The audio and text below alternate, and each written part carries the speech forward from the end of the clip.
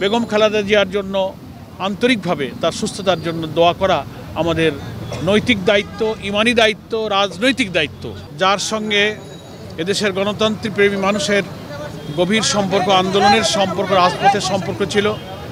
আমরা জামাত ইসলামী বেগম খালেদা জিয়ার সঙ্গে দীর্ঘদিন আমরা গণতন্ত্রের জন্য সংগ্রাম লড়াই করেছি।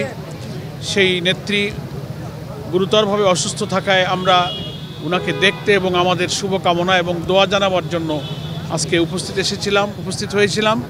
তো অবস্থাটা তো একেবারে খুব যে ভালো তা নয়, ডাক্তাররা খানিকটা জটিল। বাইরে পাঠাবার ব্যাপারে তো সিদ্ধান্ত ওনারা নিয়েই আছেন, কিন্তু এই অবস্থায় ট্রাভেল করানো জন্য ওনার শারীরিক ফিটনেসটা এখন নাই, এটাই একটু ক্রিটিক্যাল। সামগ্রিক চিকিৎসার কোনো ত্রুটি তো হচ্ছে না, তারা খুবই আন্তরিকতার সাথে ডাক্তাররা চেষ্টা করছেন। বাইরে উন্নত চিকিৎসার জন্য নেওয়ার ব্যাপারে ওনাদের সিদ্ধান্ত আছে, কিন্তু শারীরিক সক্ষমতা সাপেক্ষে ওনারা সে সিদ্ধান্ত হয়তো কার্যকর করবেন। এক্ষুনি কিছুক্ষণ পর একটা মেডিকেল বোর্ডের প্রস্তুতি চলছে। আমরা বাংলাদেশ জামাত ইসলামীর পক্ষ থেকে সারা দেশে আজকে আমরা দোয়া, নফল ইবাদতের মাধ্যমে বেগম খালেদা জিয়ার সুস্থতা কামনা করেছি। গতকালকে বাংলাদেশ জামাত ইসলামীর 2 দিনব্যাপী কেন্দ্রীয় মজলিস শুরার অধিবেশন ছিল।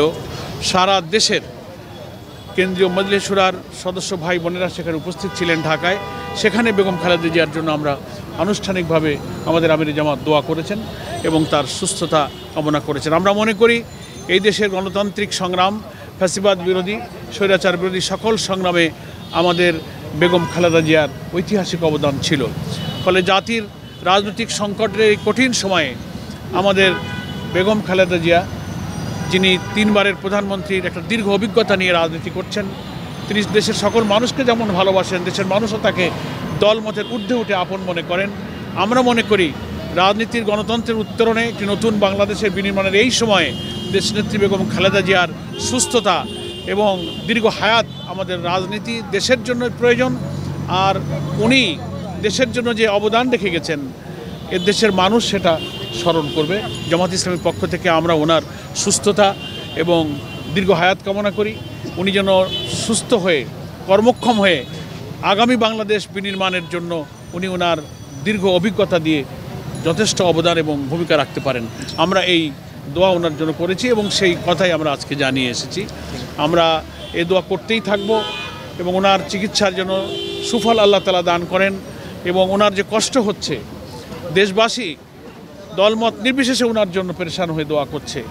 আল্লাহ তাআলা ওনার এই রোগের এবং চিকিৎসা চলাকালীন মানুষের, আমাদের যেমন আমরা কেউই ভালো মন্দ সব মিলেই তো মানুষ, আল্লাহ তাআলা ওনাকে সুস্থতা দান করুন, ওনার নেক হায়াত দান করুন, ওনার কষ্টকে লাঘব করে দিন।